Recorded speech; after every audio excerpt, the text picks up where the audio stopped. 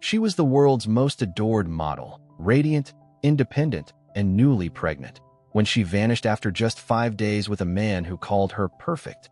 Days later, investigators opened a locked refrigerator inside his mansion and found the horrifying truth that turned admiration into a masterpiece of death. Camila Torres had built her career on confidence, grace, and charm. Her face appeared on magazine covers across Europe, and her soft demeanor made her a favorite among fashion photographers. When she announced her pregnancy, the world admired her bravery and authenticity. She spoke openly about embracing motherhood alone, focusing on her child rather than fame. Behind her glowing smile, she wanted peace, a quiet life after years of flashing cameras and crowded runways. That peace seemed to arrive the night she attended a charity gala in Miami, an event filled with glittering gowns and whispered gossip. Among the crowd, she met Dr. Adrian Holt, a respected cosmetic surgeon known for working with celebrities. His calm voice and intellectual presence stood out from the usual fast-talking executives who surrounded her. He complimented her not just on her looks, but on her natural symmetry, a phrase that felt clinical yet strangely intimate. Throughout the evening, he stayed near her, offering small gestures of care, pulling out her chair, shielding her from persistent photographers, and insisting she looked tired and deserved rest. By the end of the night, he suggested they collaborate on a charity project to promote authentic beauty. Camila agreed, seeing it as an opportunity to support a good cause.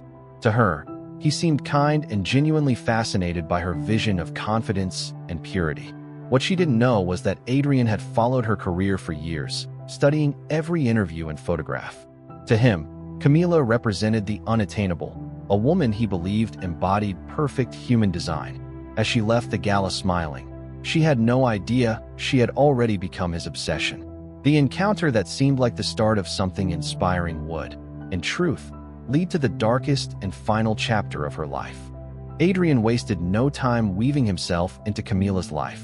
The morning after the gala, he sent her flowers, a handwritten note, and an invitation to visit his oceanfront estate. He described it as a quiet sanctuary where she could rest from the chaos of city life and prepare for her next project. Camila, trusting his calm demeanor, accepted. The mansion sat on a cliff overlooking the sea, its glass walls reflecting endless waves. Adrian welcomed her warmly, insisting she treat the house as her own. At first, everything seemed perfect. He cooked her healthy meals, played soft music, and spoke about philosophy and art. He told her she was the living form of balance, a phrase that flattered her but also felt oddly rehearsed. Over the next few days, Adrian photographed her constantly, saying he wanted to capture her natural glow. He measured her hands and face, claiming it was for a portrait he planned to gift her. Camila laughed off his intensity, believing it was part of his artistic curiosity. But small things began to unsettle her. Every time she mentioned leaving, he changed the subject. Her phone often went missing, only to reappear with new photos saved that she hadn't taken. Late one night, she woke to find him watching her sleep from across the room, silent and expressionless. He apologized quickly, saying he was worried about her breathing due to her pregnancy. By the 5th day, Camila decided she needed to go home. When she told him, his mood shifted. The warmth drained from his eyes, replaced with a cold stare. He told her the world outside wasn't safe and that she was better off staying with him. For the first time, Camila felt real fear, sensing that Adrian's admiration had turned into something dangerous. When Camila's phone went silent, concern quickly spread among her friends and family. She had promised to call her mother every evening, but 2 days had passed without a word. Her assistant, who usually managed her schedule, noticed that all upcoming appearances and brand shoots had been canceled without explanation. Messages went unread, and calls went straight to voicemail. The last geolocation ping from her phone placed her near Adrian Holt's coastal property, but after that, the signal vanished. When contacted, Adrian sounded calm and composed. He claimed Camila had left suddenly to spend time at a wellness retreat before her next trimester. He even forwarded an email from Camila confirming it, but investigators later determined it had been sent from an IP address inside his home. Meanwhile, her car was found abandoned at the edge of his gated driveway, with her designer bag and prenatal vitamins still inside. Neighbors told police they had seen Camila walking near the balcony 2 nights earlier, appearing upset and speaking on the phone. One said they heard what sounded like an argument, followed by silence. Detectives began piecing together a timeline that revealed unsettling inconsistencies in Adrian's story. He claimed Camila left his home early in the morning, but security footage showed no car leaving the property during that time. When police requested to review the footage themselves, Adrian said the system had malfunctioned and was under repair. Reporters caught wind of the missing model, and news outlets began circling the mansion, calling it the House of Perfection. As public pressure mounted, Adrian continued to smile for cameras, insisting he had nothing to hide. But behind his calm facade, investigators suspected the truth lay somewhere inside those walls, hidden, silent, and far more horrifying than anyone imagined. Detectives arrived at Adrian Holt's oceanfront mansion with a search warrant, determined to uncover what had happened to Camila Torres. The house looked more like a museum than a home.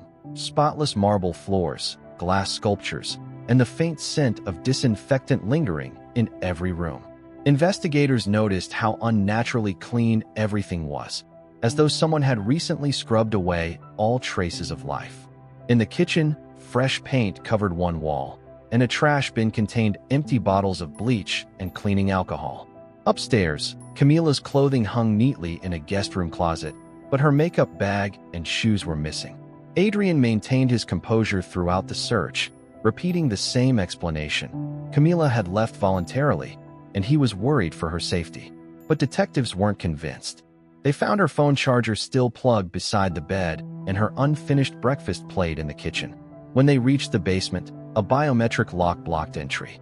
Adrian claimed it was for medical equipment he used for research. Officers forced it open and descended into a cold, sterile chamber. The walls were lined with surgical tools, labeled bottles, and mannequin heads bearing eerily familiar features. In the corner stood a large metallic refrigerator, sealed with heavy clamps. The temperature gauge glowed faintly. Detectives pried it open and gasped. Inside lay Camila's lifeless body, dressed in one of her modeling gowns, perfectly positioned as though staged for a photo shoot. Her skin was pale but unblemished, her expression peaceful. The stillness of the room turned suffocating. A note lay beside her body, written in Adrian's neat handwriting. Asterisk, perfection should never decay. Asterisk. As investigators backed away in shock, Adrian stood motionless at the top of the stairs, expression unreadable, watching as his secret masterpiece was finally discovered. The discovery of Camila's body sent waves of horror through the investigative team. Forensics quickly took over the scene, documenting every inch of the cold, sterile basement. Camila had been wrapped carefully in layers of silk and preserved with professional precision. There were no bruises, no signs of physical struggle, only a small puncture mark on her neck. Toxicology results revealed she had been injected with a lethal dose of a medical anesthetic used in surgical procedures. Her death had been calm, deliberate, and planned. The coroner confirmed she was already deceased when placed inside the refrigerator, and her unborn baby had died within minutes. The scene was chillingly methodical, almost ritualistic. Detectives began analyzing Adrian Holt's computer files and found thousands of photos of Camila taken over those 5 days. In every image, she appeared unaware, sleeping, eating, resting, each moment cataloged like data. One folder contained drawings and notes about her structure, where Adrian described her as the peak of human balance. The tone of his writing was detached, scientific, and possessive. Investigators uncovered a hidden camera in the bedroom, capturing her final night alive. The footage showed Camila lying motionless as Adrian whispered beside her, gently adjusting her hair, speaking to her as if she were already gone. When police confronted him, he showed no emotion. He calmly told them he had preserved her beauty before the world could destroy it. In his mind, it was not murder, it was art. The evidence left no doubt that his obsession had become a project of control and perfection. Detectives realized they were dealing with a man who didn't see himself as a killer but as a creator, someone who believed beauty was meant to be captured, even if it meant stealing life itself to do so. As investigators delved deeper into Adrian Holt's background, a disturbing pattern began to emerge. His public image as a successful cosmetic surgeon hid years of complaints and quiet settlements. Former patients described him as obsessive and unpredictable, often insisting on unnecessary procedures to enhance symmetry. Several mentioned that he photographed them excessively before and after surgeries, claiming it was for research. One woman recalled waking up during anesthesia to find him whispering, "You're almost perfect." When investigators searched his private clinic, they discovered a hidden basement beneath the operating rooms. Inside were life-sized mannequins sculpted to resemble real women, each labeled with initials and dates. Among them were molds of faces that matched missing persons reports from previous years. The deeper they dug, the more evidence surfaced that Camila was not his first victim, only the first to bring his twisted fantasy to light. Psychological experts were brought in to assess Adrian's mindset. They concluded he suffered from a severe form of narcissistic delusion, convinced that he could freeze perfection in time by halting decay and imperfection altogether. Camila's pregnancy had intensified his fixation. In his eyes, she was not just beautiful but also symbolic, the creation of new life, something he wanted to preserve eternally. Investigators also uncovered emails Adrian had written to himself, describing her as the masterpiece of human evolution. The tone was reverent, almost worshipful. To him, she was never a person but an ideal, something pure that had to remain untouched. When police asked why he had done it, Adrian replied with chilling clarity, "I saved her from time." The statement sent shivers through the courtroom later, a glimpse into the mind of a man who believed that murder was mercy and beauty was something that could never be allowed to fade. The trial of Dr. Adrian Holt captivated the nation. Reporters filled the courtroom, eager to witness the man who had turned obsession into art. Adrian arrived each day immaculately dressed, calm and composed, his expression void of remorse. The prosecution painted him as a calculating predator who viewed women as experiments rather than human beings. They presented overwhelming evidence: surveillance footage of him purchasing industrial freezers, journals filled with disturbing entries, and video clips where he spoke to Camila's lifeless body as if she were still alive.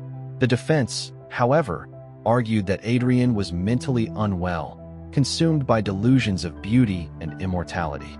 They claimed he suffered from a psychological disorder that detached him from reality, making him believe he was preserving life instead of taking it. Expert witnesses described his condition as a rare form of pathological narcissism paired with obsessive-compulsive tendencies. Throughout the testimony, Adrian never looked away from the screens showing images of Camila. His gaze remained fixed, almost proud. When the prosecutor asked if he regretted his actions, he responded softly, "I gave her eternity." The words sent a ripple of unease through the courtroom. The jury deliberated for only a few hours before finding him guilty of first-degree murder, unlawful disposal of a body, and medical malpractice. As the judge read the sentence of life imprisonment without parole, Adrian simply nodded, showing neither anger nor fear. He requested that Camila's photos be returned to him, calling them artifacts of perfection. The judge denied his request. Outside the courthouse, crowds gathered holding candles and photos of Camila, turning the trial into a public reckoning about obsession, control, and the dangers of unchecked admiration. The verdict closed one chapter of horror, but the questions about how far obsession can go remained chillingly unanswered. News of Camila Torres' death spread across the globe within hours of Adrian Holt's conviction. Her story dominated headlines, igniting public outrage and sorrow. Fans who had followed her modeling career filled social media with tributes, sharing clips of her final interviews where she spoke about self-love and independence. Her last photo shoot, once celebrated for its elegance, now appeared haunting, her serene smile hiding the terror that would soon follow. Fellow models and celebrities called for industry reform, urging agencies to implement stronger security measures for women working with private sponsors. The modeling world mourned not just a rising star, but the vulnerability she represented. Mental health experts appeared on television discussing how admiration could evolve into fixation, explaining that people like Adrian often masked their control behind charm and generosity. News anchors replayed courtroom footage of him describing Camila as eternal, while commentators debated whether his obsession was born from madness or manipulation. Candlelight vigils were held in multiple cities, with fans carrying white roses, the same flowers Adrian had sent her after their first meeting. A movement began online under the hashtag #JusticeForCamila, encouraging women to share experiences with controlling partners and hidden abuse. The case became a symbol of how quickly adoration could transform into possession and how fame could attract the most dangerous kinds of attention. Talk shows and documentaries dissected every detail, branding Adrian the Doctor of Perfection, a name that seemed both poetic and horrifying. Despite the public fascination, Camila's family chose silence, focusing on creating something meaningful from their loss. They announced plans to establish a foundation in her name to protect aspiring models from exploitation and psychological abuse. What began as a tragedy slowly evolved into a message, a warning about love, obsession, and the fragile. Months after Adrian Holt's conviction, investigators continued digging through his past, hoping to uncover the full extent of his crimes. Their search led them to an abandoned farmhouse on the outskirts of Palm Beach registered under a shell company tied to Adrian's clinic. Inside, they discovered several industrial freezers identical to the one found in his home. Each contained personal belongings, jewelry, clothing, and documents belonging to women who had been reported missing over the last decade. Some of the items matched patients who had once been featured in Adrian's advertisements. DNA testing confirmed human tissue samples preserved in small containers, meticulously labeled with dates and initials. The evidence suggested that Camila was not his first victim, but his final and most elaborate creation. Investigators also found a detailed manifesto saved on his encrypted laptop, where Adrian described his philosophy of aesthetic preservation. He wrote about freezing beauty before time could distort it, claiming his work would transcend mortality. The manifesto referenced several unidentified women by code names, suggesting an organized pattern of obsession that spanned years. When authorities interviewed former employees, one assistant admitted she had grown suspicious after noticing missing medical records and late-night deliveries of refrigeration equipment. She had been too afraid to report it. The discovery reignited public outrage, and prosecutors reopened at least 6 missing persons cases connected to Adrian's clients. Although some remains were never conclusively identified, the pattern of evidence revealed a chilling truth. He had been perfecting his method long before Camila entered his life. Each victim represented a stage in his deranged evolution from surgeon to self-proclaimed artist. The farmhouse was eventually sealed as a crime scene, but its cold rooms remained a haunting reminder of the darkness that hides behind the pursuit of beauty. Years after the horrific case, Camila Torres' name continued to echo through the modeling industry and beyond. Her death became a symbol of how admiration could mutate into obsession and how charm could conceal danger. The mansion where she died was demolished and replaced with a memorial garden overlooking the ocean. The site, once a place of horror, transformed into a sanctuary of remembrance. Visitors often left white roses along a marble plaque engraved with her name and the words, "Perfection is not possession." Her family launched the Camila Torres Foundation, dedicated to educating young models about personal safety, digital awareness, and the warning signs of controlling behavior. The foundation also funded shelters for women escaping obsessive partners. In time, her story became part of seminars on emotional abuse and predatory behavior, teaching how manipulation often begins with admiration disguised as care. Adrian Holt, now serving a life sentence, remained emotionless through the years, rarely speaking to anyone. Journalists who visited him reported that his cell walls were covered in sketches of faces, drawn with surgical precision. He still referred to Camila as the one that achieved balance, showing no remorse for the suffering he caused. Yet his crimes inspired new legislation in Florida requiring stricter background checks for private sponsors in the entertainment industry. Each year on the anniversary of her death, models and fans gather online to post messages celebrating Camila's legacy, turning grief into empowerment. Though her life was cut tragically short, her story reshaped conversations about the hidden dangers behind obsession. The waves that crashed near her memorial seemed to whisper her name, a reminder that beauty should be free to exist, not captured. Camila Torres' legacy endures, not as a tragedy, but as a warning carved into time.